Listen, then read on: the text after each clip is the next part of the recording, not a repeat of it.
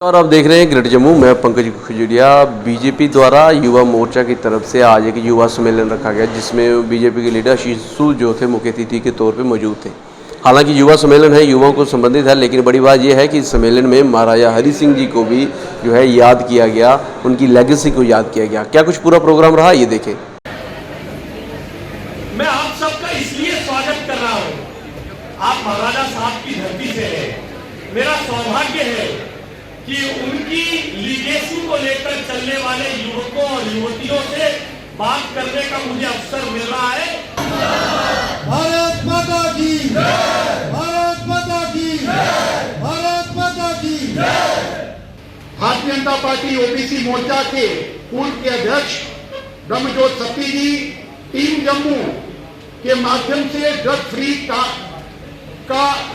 संदेश घर घर लेकर के जाने वाले ऐसे बड़े भाई जोरावर सिंह जी, हमारे भारतीय जनता पार्टी के वरिष्ठ नेता बाबा शर्मा जी, मेरे सामने बैठी मेरी बहनें, युवा मोर्चा के मेरे साथी ताहिर अब्बास जी, गौरव कपाही जी, अमित शर्मा जी, रोहित मेहरा जी, डॉक्टर संजीव जी, वरुण जोगवाल जी।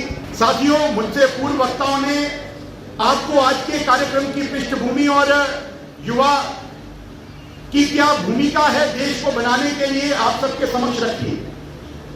और मुझसे बाद हमारे सत शर्मा जी का वक्तव्य हम सबको मिलेगा। हम सबके मुख्य वक्ता आदरणीय आशीष सूद जी का वक्तव्य हम सबके बीच में, मार्गदर्शन हम सबके बीच में रहेगा। मैं अधिक समय ना लेते हुए केवल एक प्रसंग जो मुझे आप सबको देख करके याद आया कि जैसे राजीव जी ने बात की कि इस देश का जो नेतृत्व है वो एक तरफ संतों ने की, क्रांतिकारियों ने की और एक क्रांतिकारी ढंग से की, वही प्रेरणा, वही अपेक्षा नौजवानों से रहती है। एक इस देश के संत हुए स्वामी रामतीर्थ जी, जो आध्यात्मिक यात्राओं के माध्यम से देश विदेश के अंदर सत्संग और बौद्धिक ऐसे किया करते थे। जब वो जापान के यात्रा में थे तो एकादशी का दिन था और उनका व्रत था। उन्होंने अपने एक सहयोगी से कहा कि मुझे फल चाहिए क्योंकि आज एकादशी का दिन है, तो मैं केवल और केवल फल खाऊंगा। उनका सहयोगी फल ढूंढता ढूंढता जापान के बाजारों में गया। तो साथियों, हमको याद रखना चाहिए कि जापान ऐसा देश है जिस पर खेती नहीं होती। तो हमारे अध्यक्ष जी बोले ज्येष्ठ श्रेष्ठ कार्यकर्ता, तो ऐसा लगा होगा कोई बम बम गिर गया सामने, है ना? इतने भारी भरकम शब्द इस्तेमाल करते हैं। किस किस को समझ आया ज्येष्ठ श्रेष्ठ कार्यकर्ता? इसका बहुत लोगों को नहीं आया ना समझ। जिसको समझ गया है वो ताली बजा दो एक बार जो।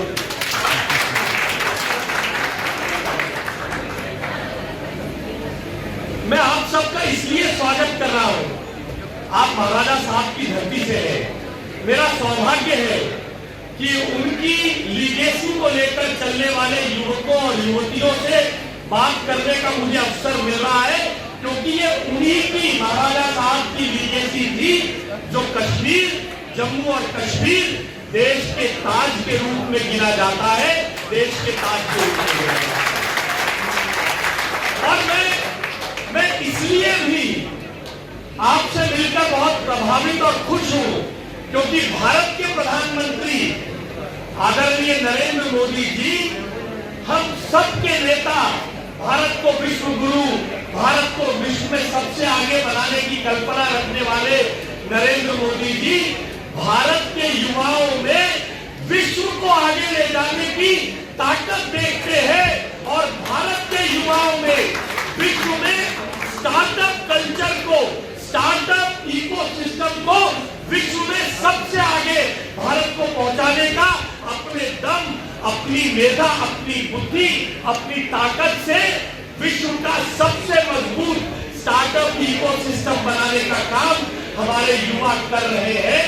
ऐसा भारत के प्रधानमंत्री नरेंद्र मोदी जी युवाओं को देखते हैं और देश के सुदूर, देश के रिमोट, देश के बॉर्डर एरिया के युवाओं से मिलकर मैं सच में बहुत प्रभावित और बहुत खुश हूं। मैं आप सबको नमस्कार करता हूं, आपका प्रणाम करता हूं। बहरहाल युवा सम्मेलन के बारे में आप क्या विचार रखते हैं, वैल्यू राय कमेंट सेक्शन में जरूर रखिएगा। क्या ये इलेक्शंस की तैयारी है?